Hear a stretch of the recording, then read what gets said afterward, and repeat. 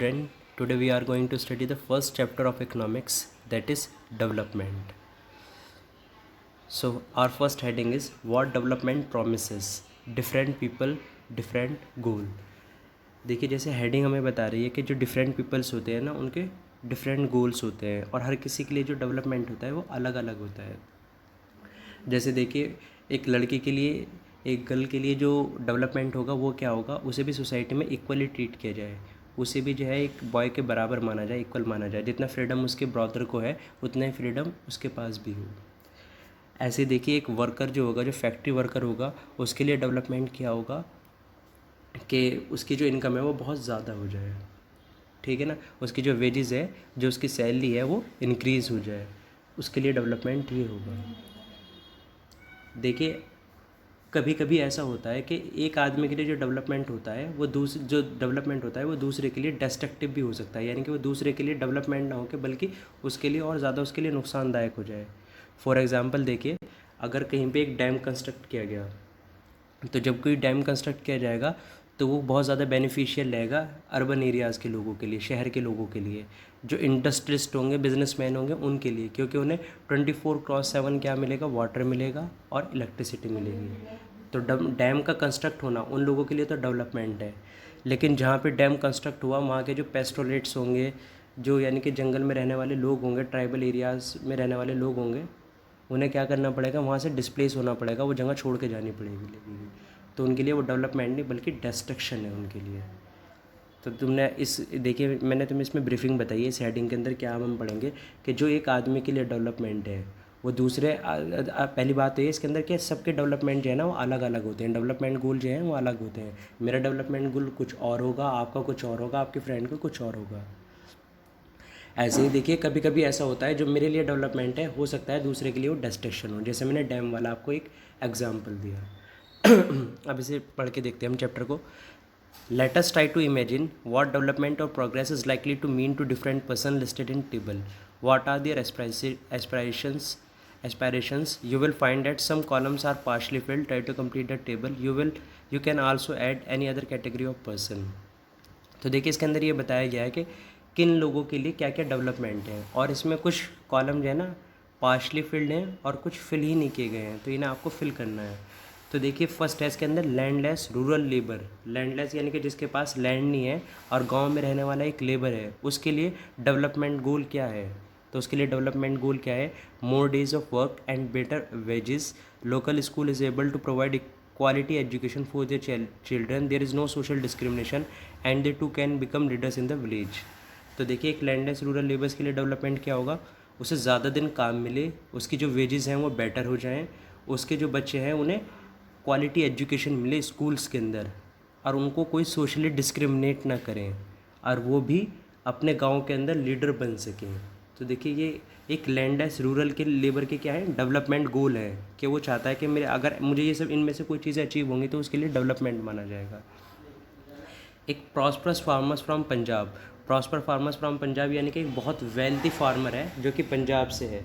देखिए ऊपर वाला क्या था, एक लेबर था, और ये क्या है, एक बहुत अमीर किसान है। तो देखिए इस अमीर किसान की क्या क्या डेवलपमेंट गोल होंगे इसके। Assure a high family income through higher support prices for their crops and through hard working and cheap labor they should be able to settle their children abroad। तो ये देखिए क्या चाहते हैं, जैसे हमने देखिए वो पढ़ा था ना फूड सिक्योरिटी के अंदर, MSP मिनिमम सपोर्ट प्राइस। तो ये चाहते हैं कि जो सपोर्ट प्राइसेस हैं इसकी क्रॉप्स के लिए बहुत ज़्यादा हों, यानी कि इसकी जो क्रॉप है वो बहुत ज़्यादा पैसों पर बिके, उनके लिए जो MSP गवर्नमेंट लगाए वो बहुत ज़्यादा पैसे दे उन्हें, और इनके लिए जो है ना जो वर्कर्स हों, जो लेबर हो, वो बहुत ज़्यादा चीप इनकम पे उनके यहाँ वर्क करने के लिए तैयार रहे, और वो बहुत ज़्यादा हार्ड वर्किंग हो, और ये अपने बच्चों को पढ़ाई के लिए अब्रॉड भेजे। तो देखिए इन दोनों के जो डेवलपमेंट गोल थे उनमें कितना ज़्यादा डिफरेंस है। और देखिए जो इस फार्मर के लिए डेवलपमेंट है वो डिस्ट्रक्शन है किसके लिए, लेबर के लिए, क्योंकि ये चाह रहा है कि इसे जो लेबर मिले वो चीप लेबर मिले, और जबकि लेबर चाहती है उसे बेटर वेजेस मिले। तो देखिए जो इस फार्मर के लिए डेवलपमेंट है वो लेबर के लिए क्या है, डिस्ट्रक्शन, और जो उसके लिए डेवलपमेंट है वो उसके लिए क्या है, डिस्ट्रक्शन। क्लियर है इतनी बात आपको। देखो a girl from a rich urban family एक शहर में रहने वाली एक लड़की है जो कि बहुत एक अच्छी फैमिली से बिलोंग करती है, बहुत अमीर फैमिली से बिलोंग करती है. She get as much as freedom as her brother and is able to decide what she wants to do in life. She is able to pursue her studies abroad.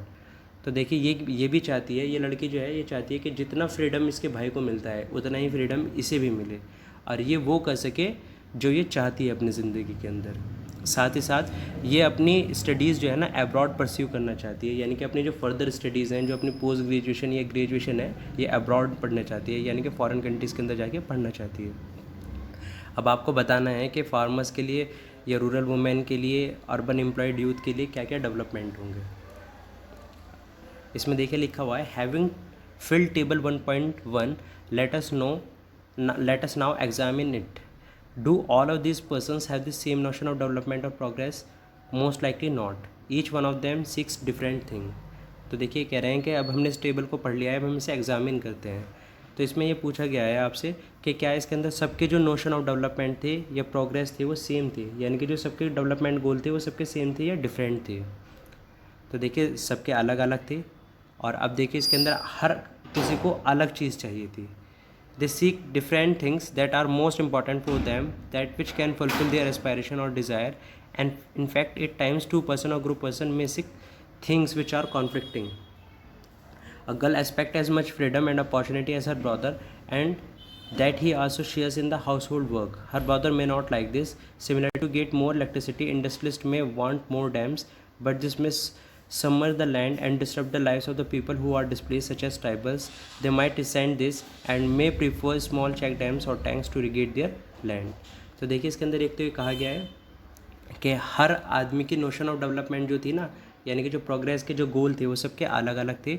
दूसरी बात क्या थी, कभी कभी वो क्या थे, कॉन्फ्लिक्टिंग भी थे, यानी कि लिए जो एक के लिए डेवलपमेंट है वो दूसरे के लिए डिस्ट्रक्शन है. फॉर एग्जांपल देखिए जो एक गर्ल थी इसके अंदर जो फ्रीडम मांग रही थी, डिमांड कर रही थी कि उसे भी उतना ही फ्रीडम मिले जितना उसके भाई को मिलता है.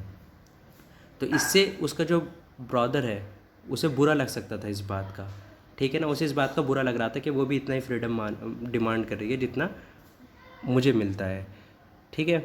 दूसरी बात यह है कि जो इलेक्ट्रिसिटी और जो इलेक्ट्रिसिटी मिल रही थी ना किसी डैम लगने से और वाटर मिल रहा था, उससे इंडस्ट्रियलिस्ट को बहुत ज़्यादा बेनिफिट हो रहा था, क्योंकि इंडस्ट्रीज़ देखिए वाटर और इलेक्ट्रिसिटी के थ्रू ही रन करती हैं. लेकिन इससे किसका नुकसान हो रहा था, इससे नुकसान हो रहा था ट्राइबल पीपल का, क्योंकि उन्हें डिस्प्लेस किया जा रहा था वहाँ से, ठीक है ना. So two things are quite clear. देखिए दो चीज़ें हैं बहुत क्लियर हैं, आपके लिए इंपॉर्टेंट होनी चाहिए. Different persons can have different development goals, कि डिफरेंट पर्सनस के डिफरेंट डेवलपमेंट गोल्स होते हैं. इस चीज़ को देखिए अभी आपने देखा भी बहुत सारे एग्जांपल्स के थ्रू. अगर आपसे पूछा जाए different persons can have different development goals, तो आप एग्जांपल्स के थ्रू बता भी सकते हैं. एंड टू, दूसरा पॉइंट क्या है जो आपके लिए बहुत इंपॉर्टेंट है, what may be development for one may not be development for the other, it may be even destructive for the other. इसमें बताया गया है कि जो एक आदमी के लिए डेवलपमेंट है हो सकता है वो दूसरे के लिए डेवलपमेंट ना हो, बल्कि दूसरे के लिए और ज़्यादा डिस्ट्रक्टिव हो. जैसे हमने एग्जांपल पढ़े हैं वो डैम लगाने वाला, डैम इंडस्ट्रियलिस्ट के लिए तो क्या था, डेवलपमेंट था, जबकि आपके जो ट्राइबल पीपल थे उनके लिए डिस्ट्रक्शन था. ऐसे देखिए जो फार्मर्स था, जो प्रॉस्परस फार्मर था, उसे चीप लेबर चाहिए थी और चीप लेबर को बेटर वेजेस चाहिए थी. आप इस तरह के एग्जांपल्स देखिए, इस स्टेटमेंट को भी क्या कर सकते हैं, एक्सप्लेन कर सकते हैं. Now coming to the second heading, income and other goal. देखिए डेवलपमेंट के ना दो पार्ट होते हैं, डेवलपमेंट के दो पार्ट होते हैं. जैसे आपका डी है डेवलपमेंट, इसके दो पार्ट होते हैं, एक मटेरियलिस्टिक और एक नॉन मटेरियलिस्टिक, ठीक है ना. मटेरियलिस्टिक का मतलब होता है जो मनी से रिलेटेड हो, जैसे आपके पास कार है, बहुत सारी मनी है, बहुत ज़्यादा हाउस है, ठीक है ना, ये सब चीज़ें आपके होते हैं मटेरियलिस्टिक. और नॉन मटेरियलिस्टिक के अंदर वो चीज़ें आती हैं जो मतलब आपको इम्पॉर्टेंट है वो आपके लिए, लेकिन उन्हें हम मेज़र नहीं कर सकते, जिन्हें मेज़र नहीं किया जा सकता. जैसे कार, हाउस, इनकी तो हम वैल्यू बता सकते हैं कि कितनी है, कितने पैसे के अंदर है, अमाउंट के अंदर. नॉन मटेरियलिस्टिक जिन्हें हम मेज़र नहीं कर सकते, लेकिन वो बहुत इंपॉर्टेंट है हमारे लिए. जैसे रेस्पेक्ट हर किसी के लिए बहुत ज़्यादा इंपॉर्टेंट है, जैसे इक्वालिटी, जैसे फ्रीडम, ये सब चीज़ें क्या हैं आपकी नॉन मटेरियलिस्टिक. आपको याद रखना है डेवलपमेंट के दो पार्ट होते हैं, एक मटेरियलिस्टिक और एक नॉन मटेरियलिस्टिक. और जब मेटेरियलिस्टिक और नॉन मेटेरियलिस्टिक दोनों चीज़ें आदमी को अचीव होती हैं तभी उसे कहलाते हैं कि उसको डेवलपमेंट हो गया। इस चीज़ को आप ऐसे समझिए, देखिए अगर आपको कोई 2 लाख रुपीज़ दे रहा है, ठीक है ना, पर मंथ जॉब के लिए, ठीक है ना, लेकिन आपको वहाँ पे रेस्पेक्ट नहीं मिल रही है, आपके साथ स्लैंग लैंग्वेज का यूज़ किया जाता है, अब्यूजिव लैंग्वेज का यूज़ किया जाता है, या आपको आपके कास्ट से लेके सोशली डिस्क्रिमिनेट किया जाता है, या आपको आपके जेंडर को लेके डिस्क्रिमिनेट किया जाता है डेली बेसिस पे, तो आप वो जॉब करना पसंद करेंगी? May be not. आप उस जॉब में ना जाएं क्योंकि आपको वहाँ पे मटेरियलिस्टिक मनी तो मिल रही है, लेकिन आपको वहाँ पे रेस्पेक्ट नहीं मिल पा रही है, वहाँ पे आपको इक्वालिटी नहीं मिल पा रही है, वहाँ पे आपको फ्रीडम नहीं मिल पा रहा है, ठीक है ना, तो आप वो जॉब नहीं करेंगे, शायद वो जॉब नहीं करेंगी, ठीक है ना, क्योंकि वहाँ पे आपका जो डेवलपमेंट है वो कंप्लीट नहीं हो पा रहा है, सिर्फ मटेरियलिस्टिक डेवलपमेंट हुआ है, नॉन मटेरियलिस्टिक डेवलपमेंट नहीं हुआ है। अब आप देखिए दूसरा इसका व्यू देखिए, अगर आपको जो है ना एक जगह जॉब मिलती है, वहाँ पे आपके पास फ्रीडम भी है, आपके पास इक्वालिटी भी है, आपके वहाँ पे बहुत ज़्यादा रेस्पेक्ट भी मिल रही है, आपको आपके जो बॉस हैं उसके थ्रू आपको क्या मिल रही है, बहुत ज़्यादा रेस्पेक्ट भी मिल रही है, फ्रीडम भी मिल रही है, जैसा आप करना चाहें वैसा भी कर सकते हैं, वो आपको इक्वली ट्रीट कर रहे हैं, ना आपको आपके जेंडर के बेसिस पे डिस्क्रिमिनेट कर रहे हैं, ना कास्ट के बेसिस पे, ना रिलीजन के बेसिस पे, ठीक है ना। लेकिन आपको जो इनकम, जो आपकी सैलरी है, उन्होंने सिर्फ 1000 पर मंथ रखी है, तो देखिए आप ऐसी जगह पे काम नहीं कर पाएंगी, क्योंकि यहाँ पे सिर्फ आपका नॉन मटेरियलिस्टिक डेवलपमेंट हो रहा है, मटेरियलिस्टिक डेवलपमेंट नहीं हो रहा है। तो देखिए एक पर्सन को ना दोनों तरह के डेवलपमेंट की नीड होती है, चाहे वो मटेरियलिस्टिक डेवलपमेंट हो, मटेरियलिस्टिक यानी कि आपकी इनकम, कार, हाउस, ये चीज़ें आपके पास रहें, और साथ ही साथ आपका नॉन मटेरियलिस्टिक डेवलपमेंट भी हो।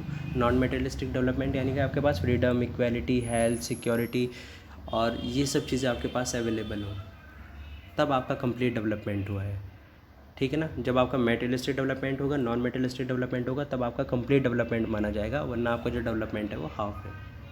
हम पढ़ते हैं income and other goals. Income के अलावा हमारे क्या क्या गोल्स होते हैं, तो इनकम के अलावा हमारे गोल क्या क्या हैं कि हमारे पास फ्रीडम भी हो, इक्वालिटी भी हो और रेस्पेक्ट भी हो। If you go over table 1.1, again you will notice one common thing. What people desires are regular work, better wages and decent price for their crop or other product that they produce. In other words, they want more income. तो देखिए अगर आप table 1.1 में जाएंगे तो लोग वहाँ पे क्या चाहते थे कि उन्हें रेगुलर वर्क मिले, उनकी वेजेस जो हों बहुत अच्छी हों, डिसेंट प्राइस यानी कि बहुत अच्छे प्राइस मिले उन्हें अपने क्रॉप के लिए या जो भी प्रोडक्ट वो बेच रहे हों उसके लिए। हम सिंपली कह सकते हैं वो क्या चाहते हैं, ज़्यादा इनकम हो उनकी, ठीक है ना। Besides seeking more income, one way or the other, people also seek things like equal treatment, freedom, security, and respect of others. They resent discrimination. All these cases are important goals. In fact, in some cases, these may be more important than more income or more consumption because material goods are not all that you need to live. देखिए income के अलावा भी बहुत सारे लोग हैं जो क्या चाहते हैं, उन्हें क्या मिले, सभी लोग बल्कि equal treatment, freedom, security and respect.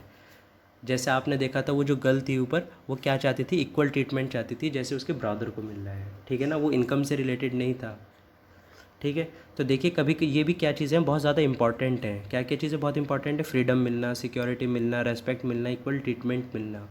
और ये कभी कभी बहुत सारे केसेस ऐसे होते हैं जिसमें ये जो है आपके मटेरियलिस्टिक डेवलपमेंट से भी ज़्यादा इंपॉर्टेंट हो जाती हैं चीज़ें। Now coming to the third paragraph, money or material things that one can buy with it is one factor on which our life depends, but the quality of our life also depends on non-material things mentioned above.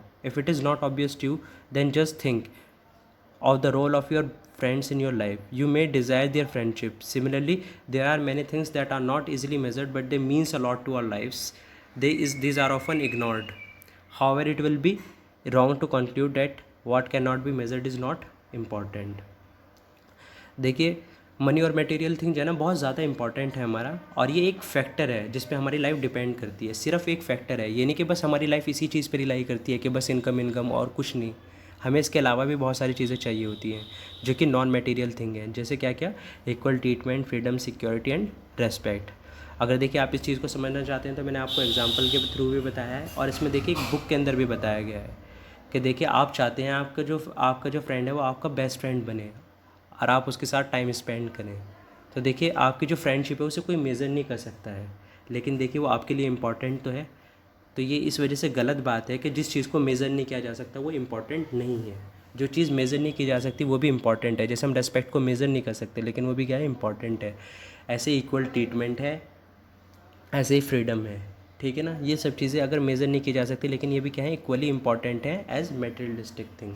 जैसे मैंने आपको वो job के through example बताया था कि materialistic thing कैसे important है और नॉन मटेरियलिस्टिक थिंग कैसे इंपॉर्टेंट है। और कंप्लीट डेवलपमेंट कब होगा किसी इंडिविजुअल का, जब उसे मटेरियलिस्टिक थिंग भी मिले और नॉन मटेरियलिस्टिक थिंग भी मिले। Consider another example.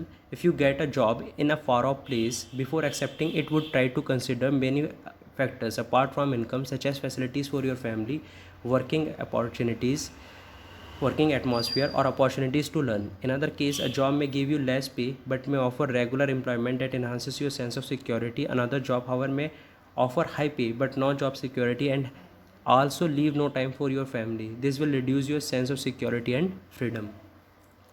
देखिए इसके अंदर एक एग्जांपल के थ्रू बताया गया है कि देखिए अगर आपको एक जॉब मिल रही है फॉर ऑफ प्लेस, यानी कि बहुत दूर जगह पे मिल रही है, तो आप सिर्फ वहाँ पे इनकम नहीं देखेंगे कि आपको वहाँ पे इनकम कितनी मिल रही है, आप ये देखेंगे आपको वहाँ पे आपकी फैमिली के लिए कैसी फैसिलिटीज़ मिल रही हैं, वर्किंग एटमॉस्फेयर, जहाँ आप काम करेंगे वहाँ का एटमॉस्फेयर कैसा है, वहाँ पर आपको कुछ सीखने को भी मिल रहा है या आप ऐसे ही वर्क कर रहे हैं, ठीक है ना। ऐसे देखिए एक अनदर केस है कि आपको अब की बार जो जॉब मिल रही है वहाँ पे आपकी जो इस सैलरी है वो तो कम है, लेकिन वहाँ पे आपको सेंस ऑफ सिक्योरिटी है। सेंस ऑफ सिक्योरिटी यानी कि आपकी जो जॉब है वो लाइफ टाइम है। अब दूसरी जॉब तुम्हें मिल रही है उसके अंदर हायर पे हैं, लेकिन वहाँ पे जॉब सिक्योरिटी नहीं है और आप अपनी फैमिली को भी टाइम नहीं दे सकते हैं। तो देखिए आप ऐसी मतलब जॉब में नहीं जाएंगे जहाँ पे आपको एक तो सिक्योरिटी ना हो और ना आपको फ्रीडम मिल रहा हो कि आप अपनी फैमिली के साथ टाइम स्पेंड कर सकते हैं। तो इस तरह के केसेस में क्या हो रहा है, आपका जो सेंस ऑफ सिक्योरिटी और फ्रीडम है वो रिड्यूस हो रहा है। देखिए next paragraph, similarly for development peoples look at a mix of goal.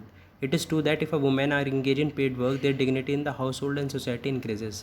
However, it is also case that if there is a respect for women, there would be more sharing of housework and a greater acceptance of women working outside. A safe and secure environment may allow more women to take up a variety of jobs or run a business. तो देखिए development जो है ना वो mix of goals भी हो सकते हैं, मतलब एक ही आदमी के लिए अलग अलग गोल भी हो सकते हैं। जैसे हमने पढ़ा था ऊपर कि एक लैंडलेस रूरल फार्मर्स के लिए ये भी था उसे बेटर वेजेस मिले, ये भी था कि वो लीडर बन पाए अपने उस विलेज के अंदर, और ये भी था कि उसके जो बच्चे हैं वो अच्छे स्कूल में उन्हें क्वालिटी एजुकेशन मिल जाए। तो देखिए जैसा आप जानते हैं कि अगर एक वुमेन जो है वो अच्छी वर्क करती है, यानी कि अच्छी सैलरी मिलती है, वो इंगेज है किसी पेड वर्क के अंदर, पेड वर्क यानी कि जहाँ पे उसे काम करने के पैसे मिलते हैं, ठीक है ना, तो उसकी जो डिग्निटी है, डिग्निटी यानी कि जो उसकी सेल्फ रेस्पेक्ट है वो उसकी फैमिली के अंदर इंक्रीज़ हो जाएगी और सोसाइटी के अंदर भी क्या हो जाएगी, इंक्रीज़ हो जाएगी। लोग बाग उसे बहुत ज़्यादा मतलब रेस्पेक्ट करेंगे, ठीक है ना। जो एक सेफ़ एंड सिक्योर इन्वायरमेंट होता है ना, वो वुमेन को अलाउ करता है कि वो वैरायटी ऑफ जॉब्स और बिज़नेस को रन कर सकते हैं। अगर सेफ्टी एंड सिक्योरिटी मिलेगी एक वुमेन को तो वो वैरायटी ऑफ जॉब्स को कर सकती हैं। Hence the development goals that people have are not only about better income but also about other important things in life. तो देखिए डेवलपमेंट गोल्स का मतलब ये नहीं कि सिर्फ आपकी अच्छी इनकम हो, बल्कि अदर इंपॉर्टेंट थिंग्स भी है, उन्हें भी अचीव करना क्या है, डेवलपमेंट। यानी कि अगर आपका मेटेरियलिस्टिक और नॉन मेटेरियलिस्टिक दोनों चीज़ें आपको मिल रही हैं तभी आपका डेवलपमेंट कंप्लीट हो पाएगा। नेशन डेवलपमेंट, नेशन का डेवलपमेंट कैसे होगा? If, as we have seen above, individuals seek different goals, then their notion of nation development is also likely to be different. Discuss among yourself on what India should do for development. Most likely you would find that different students in the class given different answers to the above question. In fact, you might answer yourself think of many different answers and not to be sure of any of these. It is very important to keep in mind that different persons could have different as well as conflicting notions of a country's development. However, can all the idea be considered equally important, or if there are conflict, how does one decide what would be a fair and just path for all? We also have to think whether there is a better way of doing things. Would the idea benefit a large number of people or only a small group? National development means thinking about this question. तो देखिए अगर इसमें question पूछा गया है कि जैसे आपके लिए एक पर्सनल डेवलपमेंट था, अगर हम नेशन डेवलपमेंट, कंट्री डेवलपमेंट के बारे में बात करें तो उसके अंदर जो है ना सबके जो नोशंस होंगे, यानी कि जो उसके अंदर जो डेवलपमेंट गोल होंगे, सबकी जो राय होगी, जो सजेशंस होंगे वो अलग अलग होंगे। तो आपको बताना है कि हम अपनी कंट्री को कैसे डेवलप कर सकते हैं। ये आपके लिए क्वेश्चन है जब हम अपने डाउट सेशन लेंगे, उसके अंदर आप बताएंगे मुझे कि हमारी कंट्री को हम कैसे डेवलप कर सकते हैं। तो इसके अंदर ये बताया गया है कि देखिए, जब क्वेश्चन आपसे बच्चों से पूछा जाएगा तो सबके आंसर्स क्या होंगे, डिफरेंट होंगे, और हो सकता है बहुत से लोगों के कॉन्फ्लिक्टिंग होंगे। ठीक है ना, जैसे लिखा हुआ है ना, it is very important to keep in mind that different persons could have different, क्या अलग लोगों के क्या होंगे, अलग व्यू होंगे, as well as conflicting notion of a country development, और कभी कभी कॉन्फ्लिक्टिंग भी हो सकते हैं, यानी कि बिल्कुल अगेंस्ट हो सकते हैं। तो देखिए, हम ये नहीं कि किसके व्यू को ज़्यादा इंपॉर्टेंट दें, या सबके व्यू इक्वली इंपॉर्टेंट है, या इनके बीच में कॉन्फ्लिक्ट है, तो हम किसको बेटर चूज़ करें।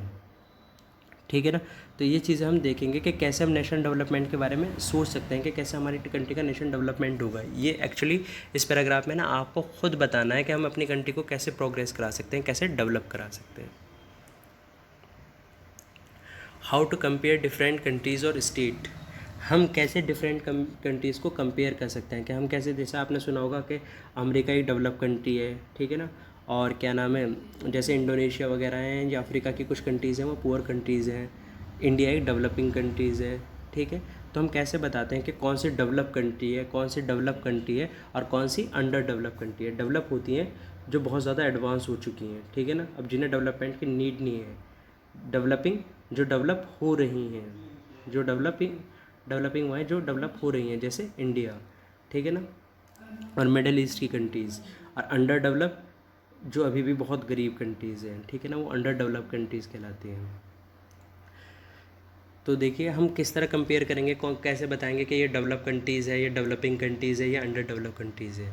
इस चीज़ के लिए हम देखते हैं कि कंट्री की टोटल इनकम, कंट्री की इनकम से करते हैं हम इन सब चीज़ों को, जिसकी जितनी ज़्यादा इनकम उतनी ज़्यादा वो डेवलप। तो देखो, टोटल इनकम देखेंगे कंट्री की, ठीक है ना, टोटल इनकम जिसकी सबसे ज़्यादा होगी उसी को मान लेंगे, ठीक है ना, कि ये ज़्यादा डेवलप है।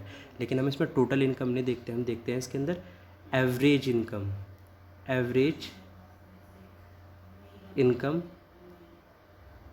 ऑफ कंट्री, या average income of country. Average income of country का मतलब क्या है, कि हर एक आदमी वहाँ पे कितने पैसे कमाता है, ठीक है ना, और हर एक आदमी के पैसे, जिस कंट्री में हर एक आदमी ज़्यादा पैसे कमाता है एक साल के अंदर, उसी को डेवलप, उसी के बेसिस पे कंट्रीज़ को डेवलपिंग और अंडर डेवलप क्लासीफाई करते हैं। तो एवरेज इनकम कैसे निकालेंगे, तो देखो, जो टोटल इनकम है, पूरे साल की जो इनकम है पूरी कंट्री के, उसे किससे डिवाइड कर देंगे, टोटल पॉपुलेशन से। Total income upon total population से क्या आ जाएगी, एवरेज इनकम।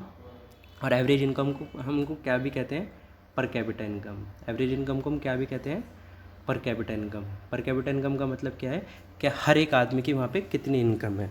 एवरेज इनकम को हम पर कैपिटा इनकम भी कहते हैं। लेकिन देखिए, जो आपकी इनकम है ना, ये डिस्पैरिटीज़ को हाइड कर लेती है। डिस्पैरिटीज़ यानी कि इनइक्वालिटीज़ जो होती है ना सोसाइटीज़ के अंदर, उसे हाइड कर लेती है इनकम।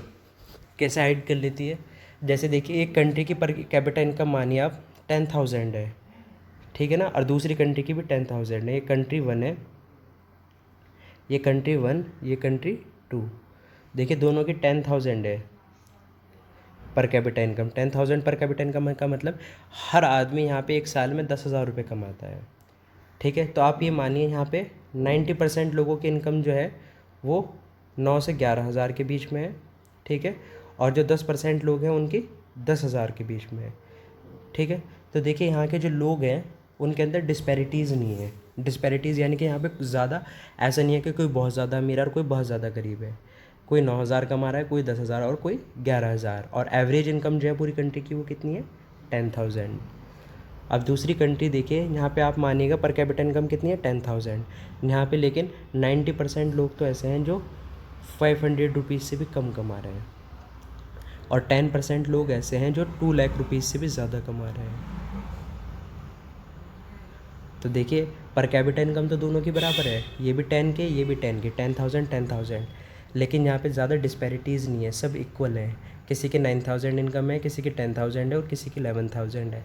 लेकिन यहाँ पे देखिए कितनी डिस्पैरिटीज़ है। 90% लोग तो एक साल में कितने कमा रहे हैं, 5,000 से भी कम कमा रहे हैं, 500 से भी कम कमा रहे हैं।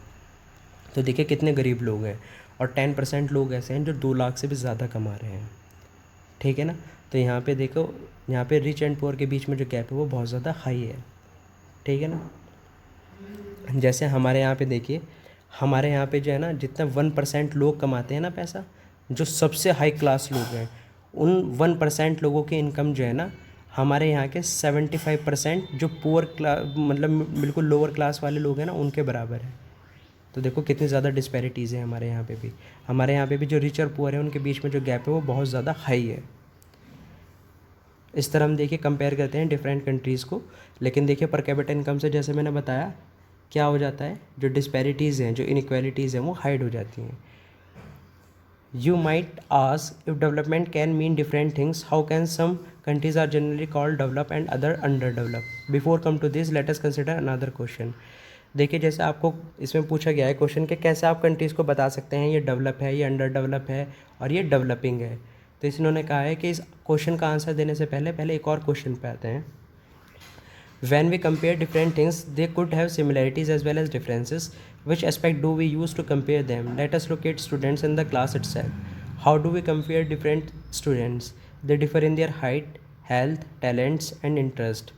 The healthiest student may not be the most studious one. The most intelligent student may not be the friendliest one. So how do we compare a student? The criteria we may use depend on the purpose of the comparison. We use different criteria to choose a sport team, a debate team, a music team, or a team to organize a picnic. Still, if for some purpose we have to choose the criteria for the all-round progress of the children in the class, how shall we do it? देखिए different चीज़ों को जब हम compare करते हैं ना, तो उनमें कुछ सिमिलैरिटीज़ होती हैं और कुछ डिफरेंसेस होती हैं जब हम दो चीज़ों को कंपेयर करते हैं। जैसे एक अपनी क्लास का एग्जांपल कहा गया है इन्होंने लेने के लिए, तो आप अपनी एक क्लास का एग्जांपल लीजिए, अपनी क्लास में जो स्टूडेंट्स हैं आप उनका एग्जांपल लीजिए। आप उन्हें कैसे कंपेयर कर सकते हैं? देखिए हर किसी की हाइट डिफरेंट है, हर किसी की हेल्थ में डिफरेंस है, हर किसी के टैलेंट, स्किल और इंटरेस्ट में क्या है, डिफरेंस हैं। तो आप कैसे उन्हें कंपेयर करेंगे? देखिए जो हेल्थीएस्ट स्टूडेंट है, हो सकता है वो स्टूडियस ना हो, पढ़ने लिखने वाला बच्चा ना हो, जो सबसे हेल्थी बच्चा है। और जो सबसे ज़्यादा इंटेलिजेंट बच्चा है, हो सकता है वो फ्रेंडलीस्ट ना हो, यानी कि वो किसी को दोस्त ना बनाता हो और ना किसी अच्छा दोस्त बनता हो किसी का। तो हम कैसे अपने स्टूडेंट्स को कंपेयर कर सकते हैं? देखिए जो हमारा कंपैरिजन का जो क्राइटेरिया है वो डिपेंड करता है पर्पस पे, कि हम किस पर्पस के लिए बच्चों को सेलेक्ट कर रहे हैं या कंपेयर कर रहे हैं। देखिए अगर हम किसी स्पोर्ट्स टीम के लिए देख रहे हैं, तो स्पोर्ट्स टीम के लिए हम उस बच्चे को लेंगे जो बहुत ज़्यादा एक्टिव होगा, जो बहुत ज़्यादा हेल्दी होगा। ये नहीं उस बच्चे को लेंगे जो पढ़ने में बहुत ज़्यादा क्या नाम है अच्छा है, या फिर जो बहुत ज़्यादा फ्रेंडली है उसे लेंगे। हम उसे लेंगे जो बहुत ज़्यादा हेल्दी होगा, ठीक है ना, जिसमें टीम स्पिरिट होगी और एक्टिव होगा। ऐसे ही देखिए अगर एक डिबेट टीम ले रहे हैं तो हम उसे लेंगे जिसके कम्युनिकेशन स्किल्स बहुत अच्छे होंगे, जिसके व्यू पॉइंट जो हैं बहुत अच्छे होंगे। एक म्यूज़िक टीम ले रहे हैं या कोई ऑर्गेनाइज़ कर रहे हैं पिकनिक वगैरह, तो उनके देखिए जो पर्पस हैं उसके बेसिस पे जो उनकी क्वालिटीज़ हैं उन्हें कंपेयर करके हम बच्चों को सेलेक्ट करते हैं। लेकिन देखिए कभी कभी ऐसा होता है कि हमें ऑलराउंड प्रोग्रेस जो है चिल्ड्रन की, जो ऑलराउंड प्रोग्रेस है चिल्ड्रन की, मतलब ऑलराउंड बताना है कि सबसे बेस्ट स्टूडेंट कौन है ऑलराउंड परफॉर्मेंस के बेस्ड पे। तो उसे हम कैसे चूज़ कर सकते हैं? Usually we take one or more important characteristics of person and compare them based on these characteristics. Of course, there can be difference about what are important characteristics that should form the basis of comparison. Friendliness and spirit of cooperation, creative और mark secured. तो देखिए जब हम all round performance की बात करते हैं तो हम एक से ज़्यादा करेक्टरिस्टिक को कंपेयर करते हैं, यानी कि देखते हैं कि वो फ्रेंडली भी है और स्टूडियस भी है, क्लास के अंदर पंक्चुअल भी है और टीचर्स की रेस्पेक्ट भी करता है। तो हम अलग अलग जो उसके बेसिस हैं उन सब चीज़ों को देखेंगे कि अगर वो उन सब चीज़ों में अच्छा है तो हम उसे ऑलराउंड डिसाइड करेंगे कि ये हमारा जो है सबसे बेस्ट स्टूडेंट है। लेकिन देखिए जो करेक्टरिस्टिक्स हैं इनमें भी बहुत मतलब बहुत ज़्यादा कॉन्फ्लिक्ट होती है कि किसे सबसे ज़्यादा इंपॉर्टेंट माना जाए, ठीक है ना, कि जो फ्रेंडलीनेस है इसे ज़्यादा इंपॉर्टेंस दी जाए, स्पिरिट ऑफ कॉपरेशन है इसे ज़्यादा इंपॉर्टेंस दी जाए, जो बच्चे की क्रिएटिविटी है उसे ज़्यादा इंपॉर्टेंस दी जाए, या जो सबसे ज़्यादा मार्क्स सिक्योर्ड कर रहा है उसे ज़्यादा इंपॉर्टेंस दी जाए। तो ये भी क्या होता है, मतलब बहुत ज़्यादा डिफरेंट होता है इन सब चीज़ों में सेलेक्ट करना कि किस चीज़ को सबसे ज़्यादा इंपॉर्टेंट दी जाए। This is true for development too. For comparing countries, their income is considered to be one of the most important attributes. Countries with higher income are more developed than others with less income. This is based on the understanding that more income means more of all things that human beings need. Whatever people like and should have, they will be able to get with greater income. So greater income itself is considered to be one of the important goal. तो देखिए जब हम different countries को consider करते हैं तो सिर्फ ये नहीं कि इनकम एक इम्पॉर्टेंट एट्रीब्यूट है, उसके अंदर देखिए लोगों की हेल्थ भी है, ये भी है, एजुकेशन भी है, फिर कंट्री के अंदर कितना फ्रीडम है, फिर ये भी देखते हैं किस कंट्री के अंदर कितनी सिक्योरिटी है, फिर वहाँ पे हैप्पी भी हैं या नहीं, हैप्पीनेस इंडेक्स को भी देखा जाता है। इन सब चीज़ों को देख के कंट्रीज़ को कंपेयर करना चाहिए। जब लेकिन देखिए जब ऑल राउंड परफॉर्मेंस की बात हो रही है तो उसमें देखिए जब कंट्रीज़ को कंपेयर करते हैं तो सबसे इंपॉर्टेंट एस्पेक्ट जो इसमें माना जाता है वो उनको माना जाता है। जैसे इसमें लिखा हुआ है ना, सबसे इंपॉर्टेंट एट्रीब्यूट क्या है कंट्रीज़ को कंपेयर करने के लिए, वो उनकी इनकम है। क्योंकि देखिए अगर लोगों की इनकम वहाँ पे ज़्यादा होगी तो उनके पास वो सारी चीज़ें ज़्यादा होंगी जो लोगों को चाहिए, ह्यूमन बींग्स नीड। क्योंकि आजकल ज़्यादातर चीज़ें आप पैसे से ख़रीद सकते हैं लेकिन सारी चीज़ें नहीं। जैसे मैंने बताया था नॉन मटेरियल थिंग हम अगर नॉन मटेरियल थिंग को नहीं खरीद सकते। इसी वजह से देखिए मैंने आपको बताया था कि जो पर कैपिटा इनकम है उससे हम कंट्रीज़ को कंपेयर तो कर लेते हैं, कौन सी डेवलप है, कौन सी अंडर डेवलप है, कौन सी डेवलपिंग है, लेकिन इससे एक मतलब एग्जैक्टली एक सही से नहीं पता चलता है कि कौन सी ज़्यादा डेवलप है, कौन सी डेवलपिंग है, कौन सी अंडर डेवलप है। मैंने देखिए एक तो तुम्हें इनकम का क्राइटेरिया बताया, दूसरी बात देखिए मान लीजिए एक कंट्री है जहाँ पे पर कैपिटा इनकम तो बहुत ज़्यादा है लेकिन वहाँ पे सिक्योरिटी है नहीं, जैसे पाकिस्तान के कभी भी वहाँ पे बम ब्लास्ट हो जाते हैं, ठीक है ना, कोई सिक्योरिटी नहीं है, तो कोई भी ऐसी कंट्री में रहना पसंद नहीं करेगा, ठीक है। जैसे अमेरिका जैसे कंट्री, अमेरिका में देखिए बहुत से लोगों को वहाँ पे इनकम बहुत अच्छी मिलती है लेकिन वहाँ पे रेसिज्म भी बहुत है, वहाँ पे लोगों को डिस्क्रिमिनेट बहुत ज़्यादा किया जाता है। इस वजह से बहुत से लोग ऐसे होते हैं जिन्हें अगर 1 करोड़ का पैकेज अमेरिका में मिल रहा है और 40 लाख का पैकेज हिंदुस्तान में मिल रहा है तो हिंदुस्तान में ही रह लेते हैं, क्योंकि वहाँ पे उन्हें रेसिज्म का सामना नहीं करना पड़ता है। Now what is the income of a country? Intuitively the income of the country is the income of all the things residents of the country, this gives us the total income of the country. तो in country की income क्या है? तो वहाँ पे रहने वाले सभी लोगों की जो इनकम है वही क्या है, टोटल इनकम है कंट्री की। However, for comparison between countries, total income is not such an useful measure since countries have different population. Comparing total income will not tell us what an average person is likely to earn. Are people in one country better off than others in a different country? Hence, we compare the average income, which is the total income of the country divided by its total population. The average income is also called per capita income. लेकिन देखिए total income से हमें इन सब चीज़ों का नहीं पता चलता है। टोटल इनकम से हम ये नहीं बता सकते एक कंट्री के एक आदमी एक साल में कितने पैसे कमाता है, उसके लिए हमें क्या निकालनी पड़ती है, एवरेज इनकम। और एवरेज इनकम का मैंने फार्मूला बताया था, total income of the country divided by it's total population, और हम इस एवरेज इनकम को पर कैपिटा इनकम भी कहते हैं। In World Development Reports brought out by the World Bank, this criteria is used in classifying countries. Countries with per capita income of $12,056 per annum and above in 2017 are called rich countries, and those with per capita income of $9,555 or less are called low income countries. India comes in the category of low middle income countries because its per capita income in 2017 was just $1,820 per annum. The rich countries, excluding countries of Middle East and certain other small countries, are generally called developed countries. तो देखिए world development report जो आई थी, जो कि world bank ने दी थी, उसके हिसाब से, उसके अकॉर्डिंग जो जिन कंट्रीज़ के अंदर पर कैपिटा इनकम यानी कि हर एक आदमी की इनकम पर एनम यानी कि हर साल में $12,056 जो एक साल में कमाता है एक आदमी, तो वो क्या है, डेवलप्ड कंट्रीज़ हैं, और उन्हें क्या कहा जाता है, रिच कंट्रीज़ कहा जाता है। और वो कंट्रीज़ जिनकी इनकम जो है $955 से कम है, जहाँ पे एक आदमी की इनकम जो है एक साल के अंदर वो $955 से कम है, उन कंट्रीज़ को हम कहते हैं अंडर डेवलप्ड कंट्रीज़ या लो इनकम कंट्रीज़। और देखिए इंडिया की जो पर कैपिटा इनकम है 2070 के अंदर वो $1820 पर एनम है, यानी कि हमारे यहाँ पे हर एक आदमी $1820 पर ईयर कमाता है। तो हम किस में आते हैं, हम आते हैं लो मिडिल इनकम कंट्रीज़ के अंदर। लो मिडिल इनकम कंट्रीज़ यानी कि मिडिल कंट्रीज़ तो हैं उसमें भी लो हैं, ठीक है ना, लो मिडिल इनकम कंट्रीज़ के अंदर हम आते हैं। देखिए कुछ कंट्रीज़ हैं मिडिल ईस्ट की और छोटी छोटी सी जो कंट्रीज़ होती हैं वो ज़्यादातर क्या हैं, डेवलप